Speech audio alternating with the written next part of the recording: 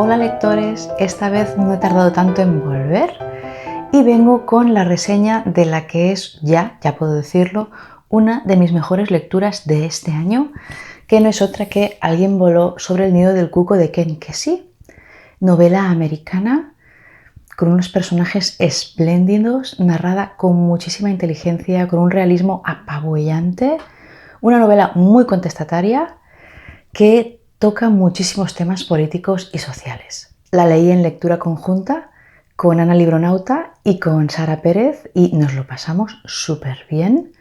De hecho, estamos sorprendidísimas porque yo esta novela la saqué de un cesto de la biblioteca, es una edición antigua de los años 60, y quedé sorprendida al verla. Pensé, pero la película tenía libro, no lo sabía, y creo realmente que la mayoría de gente no lo sabe.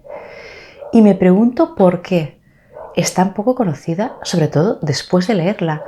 Y llego a la conclusión de que es una novela que le ha pasado un poquito como a la de Lo que el viento se llevó de Margaret Mitchell, que cuando hice reseña ya lo expliqué, que creo que el mito de la película es tan grande que ha anulado el libro, que es una pasada. Pues lo mismo pasa con esta novela americana, que incluso después he estado buscando información y me la he encontrado en, por ejemplo, esas listas que sacan las revistas, en los periódicos y los críticos de las 100 mejores novelas americanas del siglo XX. Y aparece en varias de ellas y no me extraña, es extraordinaria y hoy vamos a hablar de ella. Hablaremos primero de la novela y al final del vídeo también trataremos de la película, la famosa película de Milos Forman del año 75, que parece que es la culpable de haber eclipsado este grandísimo libro. Primero de todo, ¿quién es Ken Kesey? Ese autor que no conocíamos es un autor estadounidense, nacido en 1935 y fallecido no hace mucho, en 2001. Y esta fue su primera novela, eso también es extraordinario. La obra se desarrolla en una institución mental americana a mitad del siglo XX, donde residen una serie de pacientes que son vejados y humillados a diario por el personal de la institución, que no los ve como personas y no los trata como personas. Impera una especie de régimen de terror y del silencio en ese centro y casualmente llegará allí un ex recluso, Randall McMurphy, un delincuente de poca monta que elige ese centro para cumplir condena en vez de la cárcel, creyendo que será mejor para él. Pero este personaje, a diferencia de los demás, es una persona bromista, jocosa, una persona rebelde, una persona inconformista, poco acostumbrada a las normas, que en cuanto vea lo que hay allí dentro, amenazará con desmoronar el sistema imperante. De hecho, el título, Alguien voló sobre el nido del cuco, viene de que cuco en inglés, en algún tipo de argot, significa loco. Entonces, el nido del cuco sería el centro psiquiátrico y ese alguien que vuela sobre el nido, que viene a alterar ese nido, sería el protagonista Randall McMurphy. Lo más interesante es que Ken Kesey se inspiró en su propia experiencia para escribir esta novela. Él había sido voluntario para probar drogas psicodélicas y también había trabajado como ayudante en un centro psiquiátrico para veteranos de guerra. Entonces, su estancia en ese centro y su experiencia con las drogas le hizo reflexionar y le hizo darse cuenta de que lo que había en ese centro psiquiátrico era extrapolable al mundo exterior. Y eso es lo que pretende con esta novela. La novela no es una historia solo de un centro psiquiátrico, sino que pretende ser una crítica a todo el sistema. Por eso decía al principio que la novela es muy contestataria.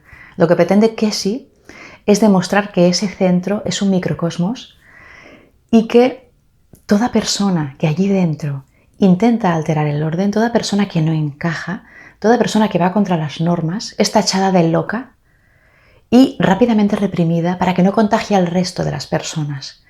Y eso él cree que se puede aplicar a la misma sociedad. Lo que está diciendo es que él, las personas que vio en aquel centro psiquiátrico, no le pareció que tuvieran problemas mentales, le pareció que eran personas que no encajaban en la sociedad americana y que eran marginadas allí, eran apartadas de la sociedad para que no molestasen, para que no alteraran el orden establecido.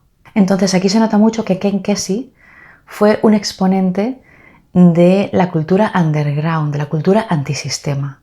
Entonces en la novela la tiranía política, el poder, está encarnado en la enfermera jefe de la institución, que es la enfermera Ratched.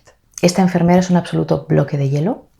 Es una mujer de unos 50 años, inteligente, totalmente aséptica a lo que hay a su alrededor, a todas las personas. Es una sádica que ha encontrado en su trabajo, en ese centro, ha encontrado la forma de dar rienda suelta a sus instintos tiránicos. Se mueve por su reino con absoluta tranquilidad, con una sonrisa de bondad y con descendencia muy irritantes que es imposible borrar.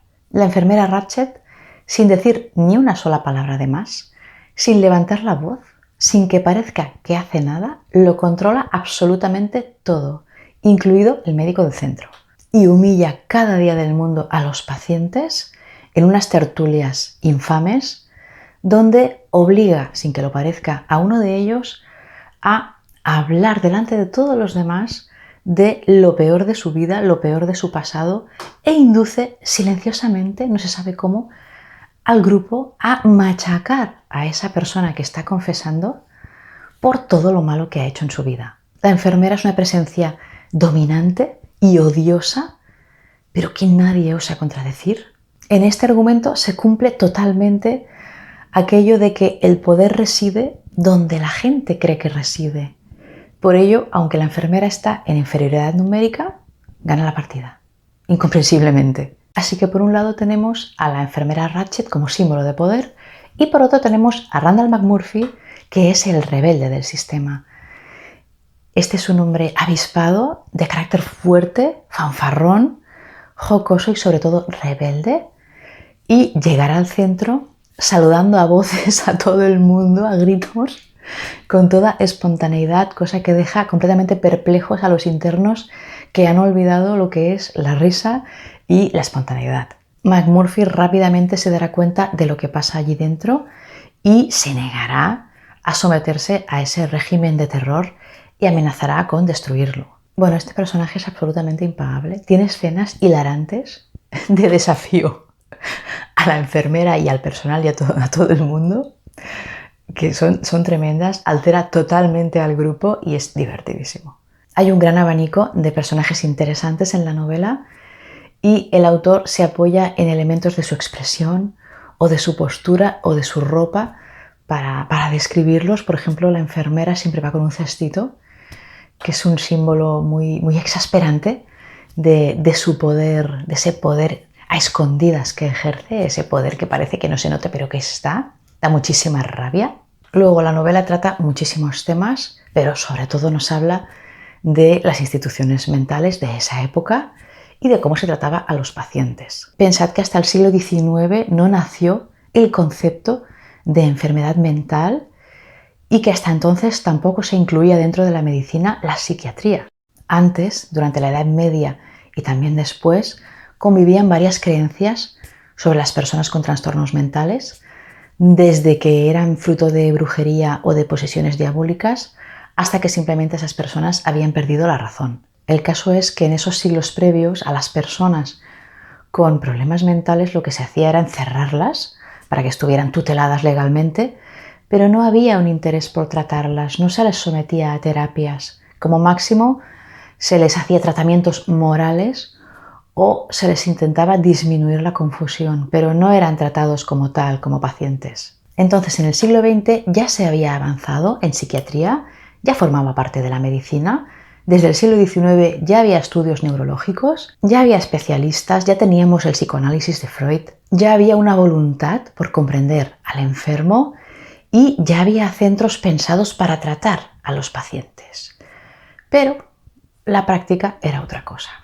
Y esto es lo que muestra la novela. ¿Qué pasaba en esas instituciones mentales de mitad del siglo XX? Para empezar, cualquier persona que tuviera un problema social, alguna cosa que no encajara con las normas sociales, podía ser encerrada en un psiquiátrico. Y esa es la razón por la que cuando vamos leyendo la novela nos vamos dando cuenta de que la mayoría de personas que hay allí encerradas no necesitan ser tratadas, no les pasa nada. Es más bien el efecto nocivo del centro lo que desestabiliza sus mentes. Luego, estos centros lo que promovían era el aislamiento social del paciente. Se apartaba a esa persona de la sociedad, del mundo real, de la realidad, de la normalidad, con lo cual no era un sistema integrador, sino marginador. Luego había una disociación entre paciente y psiquiatra, es decir, el psiquiatra casi no veía al paciente, casi no lo trataba, lo veía puntualmente, daba unas pautas, pero los pacientes quedaban en manos, quedaban a merced del personal del centro, que eran enfermeras y personal poco cualificado y muy poco empático. Esto derivaba en un trato poco humano del paciente. Hay 1000 detalles diarios que lo que hacían era aportar malestar al paciente y también humillarlo. Por ejemplo, en la novela vemos cómo siempre hay puesta de fondo una música muy alta. Y esa música, aparte de que siempre es la misma y que es repetitiva y que los vuelve locos, es que no les permite hablar, no les permite tener vida social, no les permite comunicarse en paz. Es muy irritante. O por ejemplo también los dormitorios estaban cerrados durante todo el día. Es decir, ellos no podían elegir la hora a la que se levantaban, no podían descansar más un domingo por la mañana, no podían echar una siesta si querían, no podían descansar, no podían aislarse incluso un día si querían. Con lo cual tenían que estar o durmiendo o todo el día con el resto de pacientes. Yo allí ya os digo que me hubiera vuelto loca. Las personas como yo que necesitamos soledad, bueno, nos hubiéramos muerto de ansiedad. O sea, ese sistema lo que fomenta es el que no sean libres, el que nunca puedan descansar y el que desarrollen ansiedad, cansancio e irritación. Luego también estaban las reuniones que ya he mencionado antes, donde se humillaba a pacientes de forma individual y se fomentaba la acción del grupo contra ellos, con la excusa de que era muy terapéutico. Y luego también en esta novela hay dos cosas muy significativas y son, por un lado, que la que manda en el centro es la enfermera, es una mujer en los años 50 y todos los pacientes son hombres. Entonces yo creo que esto tiene un significado oculto, digamos, ¿no? O sea, hay una matriarca que gobierna un grupo de hombres, que humilla a un grupo de hombres. En una época muy patriarcal, creo que queda muy claro que es un elemento humillante añadido. Y luego además hay 3 personas, 3 empleados que son la mano derecha de la enfermera, que son negros. Creo que eso también es muy significativo. Estamos en una época en la que todavía ni siquiera estamos en los años 60, que es cuando ya empieza la reivindicación fuerte de los derechos civiles de la población afroamericana. Entonces tenemos a 3 negros que también gobiernan sobre ese grupo de hombres blancos. Creo que eso también aporta maltrato a esos hombres que viven en una sociedad patriarcal y racista. No parece que sea casual. Luego están los tratamientos bárbaros que se empleaban desde los años 30 de ese mismo siglo XX. Bueno, eran el electrochoque y la lobotomía. El electrochoque consistía en provocar convulsiones de forma artificial en el paciente a través de descargas eléctricas. O sea, no hay palabras para definir el pánico que invadía a los pacientes cuando les tocaba ser sometidos a este tratamiento. En el libro se cuenta cómo se descubrió este tratamiento y os lo voy a leer porque es terrible. Te diré cómo lo descubrieron. 2 psiquiatras visitaron un matadero, Dios sabe con qué malévolos propósitos, y estuvieron observando cómo mataban las reses de un golpe entre los ojos con un martillo. Advirtieron que no todas las reses morían y que algunas caían al suelo en un estado muy similar al de una convulsión epiléptica. «Ajá», comentó uno de ellos, «es exactamente lo que necesitamos para nuestros pacientes, una convulsión inducida». Su colega estuvo de acuerdo, como es lógico. Se había comprobado que después de sufrir una convulsión epiléptica, los pacientes mostraban tendencia a mostrarse más tranquilos y pacíficos durante algún tiempo, y que los casos violentos que habían perdido todo contacto conseguían sostener una conversación racional después de una convulsión. Nadie sabía por qué, siguen sin saberlo, pero era evidente que de conseguir inducir un ataque convulsivo en pacientes no epilépticos podrían obtenerse resultados muy favorables. Y ahí, ante sus ojos, tenían a un hombre que iba induciendo convulsiones con considerable aplomo. El carnicero usaba un martillo, y eso era justamente lo que inspiraba algunas reservas al colega, como tener la certeza de que el martillo no resbalará y partirá una nariz, o incluso romperá toda una hilera de dientes. ¿Cómo resolver el problema de los gastos en concepto de dentista? Si la intención era golpear al paciente en la cabeza, sería preciso emplear algo más eficaz y certero que un martillo. Por fin, se decidieron por la electricidad. ¡Cielo santo! ¿No pensaron que podía ser perjudicial? ¿El público no armó un cisco cuando se enteró? Creo que no tienes una idea muy clara de cómo es el público, amigo. En este país, cuando algo no funciona, Todos se inclinan por la solución más rápida. ¡Anda! Electricidad a través de la cabeza, pero si es como electrocutar a un tipo por asesinato. Los motivos aducidos en favor de una y otra actividad son mucho más parecidos de lo que imaginas. En ambos casos se trata de una cura. ¿Y dices que no duele? Puedo garantizártelo personalmente, no duele en absoluto. Un relámpago y de inmediato pierdes el sentido. Sin gas, sin inyección, sin martillo. Pero el caso es que nadie quiere volver a repetir la experiencia. Muy tremendo. Y luego tenemos lo peor, que era la lobotomía, que consistía en extirpar una parte del cerebro. Te metían unas varillas de hierro por encima del ojo hacia adentro, hacia aquí, así, tal cual, como suena, y rascaban para destrozarte lo que creo que es la corteza frontal del cerebro, donde está la inteligencia. Y sí, los pacientes quedaban más tranquilos, desde luego, pero muchas veces morían con posterioridad y desde luego dejaban de ser ellos mismos. Miles y miles de personas fueron sometidas a estos dos tratamientos durante 2 décadas. Eran tratamientos basados en la corriente psiquiátrica del momento, que creía mucho en la raíz biológica de las enfermedades y que apostaba por suprimir el yo del paciente para curarlo.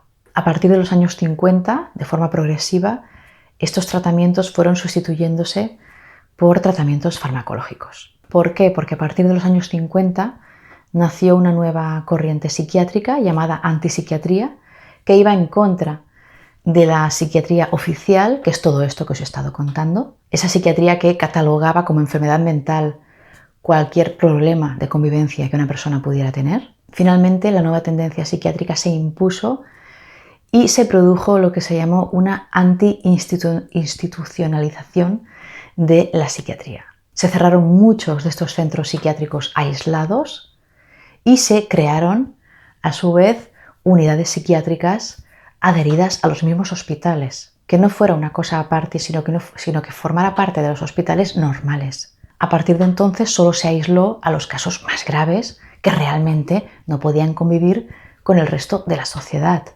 Pero, por ejemplo, una persona con ansiedad, pues a lo mejor no necesita que la encierres, solo necesita pues un tratamiento farmacológico que se irá abandonando conforme vaya mejorando y unas pautas, y esa persona puede seguir en su casa en contacto con la normalidad de la vida, que la favorece. Y además se suprimieron estos tratamientos bárbaros como el electroshock y la lobotomía. El electroshock aún se hace en casos muy puntuales, pero de una forma que realmente creas que tenga una razón de ser. La mayoría de tratamientos hoy día son farmacológicos y de pautas médicas. Entonces, todo esto que muestra esta novela escrita en el año 62 y que os acabo de explicar, yo ya lo sabía porque hace poco leí Rostros en el agua de Janet Frame, que es del año 61. Como veis, son de la misma época y hablan de lo mismo. Entonces, ¿qué diferencia hay entre estas dos novelas? Tratando lo mismo y de la misma época y escritos prácticamente en el mismo momento, ¿cuál es la diferencia que tienen? Janet Frame, que era una autora australiana, lo que hace en esta novela es mostrar su experiencia, su propia experiencia en centros psiquiátricos, y lo hace de una forma muy diferente a Ken Kesey. Ken Kesey lo que hace es narrar una historia normal, una historia lineal, con un inicio y un final, con unos personajes, la clásica novela. Mientras que Rostros en el agua es una novela fragmentaria, es una novela que no tiene una continuidad clara de inicio a final, más o menos ves la historia, pero lo que hace en cada capítulo es tratar, por ejemplo, un tema distinto. Hay capítulos dedicados al electroshock, otros dedicados a las visitas que recibían de las mujeres ricas, que teóricamente eran caritativas e iban allí a ayudar. Hay capítulos en los que habla de una cierta sección del centro en el que estaba. Es muy diferente. Esta es una novela más experimental en cuanto al estilo. Muchas veces Janet Frame deja que se confunda un poco el delirio con la realidad, mientras que Alguien voló sobre el nido del cuco es una novela más convencional en cuanto a narración. Eso ya depende de lo que más os interese a vosotros, pero cuenta exactamente lo mismo. A mí me han gustado muchísimo las dos, cada una a su manera. Muy recomendables, muy interesante este tema. La novela toca muchos otros temas, como os he dicho, es una novela con un carácter político y social importante, de forma más genérica, no solo en el centro psiquiátrico. También trata, por ejemplo, el tema de los indios americanos, porque uno de los personajes, como veremos después, es indio. Se ve el trato que se le da a este sector social. Y otro tema interesantísimo que se ve en la novela son las dinámicas de grupo, que es un tema que últimamente me interesa mucho. Claro, imaginaos, tenemos a un personaje díscolo que llega a un nido completamente ordenado, con una rutina muy clara, y empieza a sembrar la discordia. Entonces tenemos momentos en los que el grupo da la espalda a ese personaje díscolo que en el fondo los está ayudando, y otros momentos en los que ocurre lo contrario. Esto es interesantísimo, cómo el miedo del individuo hace que se sumerja en el grupo para esconderse, y la fuerza que tiene el grupo por miedo. No es lo mismo el grupo cuando se expresa como grupo que el individuo cuando sale del grupo y habla de lo que realmente piensa. Esto es interesantísimo. Vamos a por el estilo de la novela, y aquí vamos a hablar de otro personaje que es el narrador. La novela está narrada en primera persona por uno de los internos, que es el llamado jefe Bromden. Este jefe Bromden es un indio, es el hijo de un gran jefe indio que está allí encerrado, y es muy interesante cómo es un hombre que se hace pasar por sordomudo solo para pasar desapercibido, para ser invisible, para sobrevivir. Y es un personaje con una historia muy triste, porque siendo el hijo de un gran jefe, ahora está encerrado en un centro y además ha sido relegado a la condición de barrendero de la institución. Físicamente es un hombre muy grande y muy fuerte que impone, pero como siempre está en silencio, parece que no sea nada, parece que sea un mueble. Es un ser impasible que, no obstante, es un espectador silencioso de todo lo que ahí acontece, y además es un narrador muy reflexivo, muy analítico y también muy tierno y muy sincero. Es también un personaje muy soñador y también probablemente algo paranoico, porque hay escenas que te describe que son tan extrañas que llegas a la conclusión de que no pueden ser y de que es él el que está alucinando, como por ejemplo la escena nocturna en los dormitorios, que es imposible. Este narrador es todo un acierto de la novela porque te transmite una gran autenticidad. Tiene un estilo narrativo muy claro, muy directo, muy analítico, con unos diálogos muy interesantes. En este sentido, como os decía antes, es totalmente diferente de Rostros en el agua, que no tenía hilo conductor y que tenía una estructura fragmentaria. El libro tiene muchísimos giros argumentales geniales, y esto es porque Randall va descubriendo muchas cosas conforme vive allí con los otros internos. Hay escenas de lo más variopinto, tremendas, eso sí. Hay escenas tragicómicas, hay escenas desternillantes, hay escenas también muy dramáticas, hay de todo. La risa es un elemento muy importante de la novela porque en el centro nadie ríe, se ha suprimido la risa, como os decía, se ha suprimido la espontaneidad. Hay una especie de represión silenciosa de los pacientes. Entonces lo que hace el autor es, por un lado, introducirnos a Randall McMurphy como elemento hilarante en la historia, pero también él mismo va introduciendo otras escenas humorísticas que hacen más llevadero el drama, incluso en el final. El final es totalmente apoteósico, es un festival, pasan muchísimas cosas y se combina el drama con la carcajada más grande que os podáis imaginar. El final es bastante agridulce, pero es muy satisfactorio, es perfecto. Bueno, y vamos ya a por la película de Milos Forman de 1975, que es extraordinaria, es magnífica, no se podía haber adaptado mejor. Es una película además que tuvo los 5 premios Oscar principales, que es eso que no gana casi ninguna película. Creo que ganó también El silencio de los corderos. Película, director, actor, actriz y guión adaptado, que si lo tienes eso, lo tienes como todo. Sin duda lo que más destacan son los actores protagonistas, Jack Nicholson en el papel de Randall McMurphy y Louise Fletcher en el papel de la gélida enfermera Ratched. Yo creo que son personajes históricos, sobre todo ella, que además parece que después le fue muy mal en su carrera como actriz y siempre lamentó este premio porque quedó como encasillada en el papel. La verdad es que estuve toda la novela oyendo la voz de Jack Nicholson en mi cabeza cuando hablaba a Randall McMurphy, no lo podía evitar. Es tan característico. Lo primero que destaca de la película, más allá del reparto que es extraordinario, es el uso que se hace de la cámara, que es muy interesante. Hay muchísimos primeros planos de los personajes, sobre todo de los pacientes, en los que se le corta lo que sería la parte superior de la cabeza de forma que parece que los estés acusando, que los estés enfocando muy cerca para ponerlos nerviosos. Parece que la cámara quiera interrogar a esos personajes, hacerlos sentir incómodos, y entonces solo ves esos ojos asustados, desorbitados, que se mueven de un lado a otro, y esos labios temblorosos que tienen miedo de lo que pueden decir. También destaca muchísimo la puesta en escena, el fondo blanco.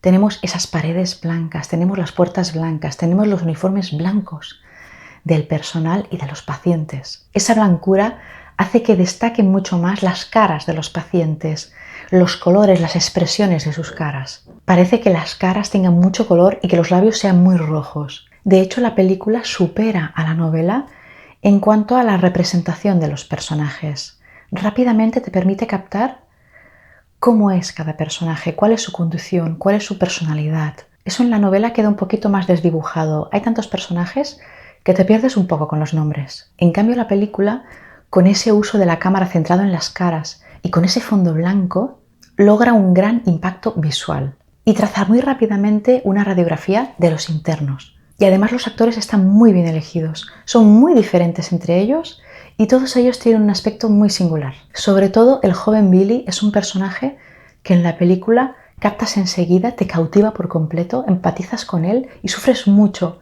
por la humillación que recibe a lo largo de toda la historia. Un cambio muy importante respecto a la novela es que el narrador no es el indio y tampoco hay voz en off que lo supla, y por lo tanto hay diálogos y escenas inventados para suplir esa falta de narración. No está mal, pero es el gran defecto de la película para mí.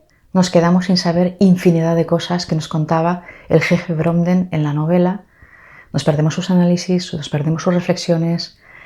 No nos cuenta la división de pacientes entre agudos y crónicos, que era muy interesante. Nos perdemos la vida previa de los personajes. Sabemos solo la acción propiamente dicha del momento. También un poco relacionado con esto, otro defecto de la película es que todo va muy rápido. O sea, se come un montón de cosas porque lógicamente no tiene tiempo de mostrarlo todo y nos perdemos un montón de anécdotas, un montón de enfrentamientos entre McMurphy y la enfermera. Vemos menos la evolución de todo porque está menos justificado porque vemos menos cosas. Las relaciones entre los personajes son más rápidas, no vemos el crecimiento de cada uno de ellos. El clímax final sí que está muy logrado. No pasan tantas cosas porque no caben. Es mejor en el libro, pero está muy bien. La escena sangrienta es mucho más impactante que en la novela y la escena final hace honor al libro totalmente. Es preciosa. Sin duda lo mejor de la película son la dirección y los dos actores protagonistas. Vale muchísimo la pena. Es la película que tenía que ser, pero de verdad leeros el libro. Como os he dicho al inicio, esta edición es muy vieja. Actualmente podéis encontrar la novela en anagrama, es la foto que pondré en la miniatura. Un libro de verdad maravilloso que ojalá lo lea más gente y sea más famoso porque yo no me lo explico. Va a estar entre mis mejores novelas del año seguro, va a estar en mi top.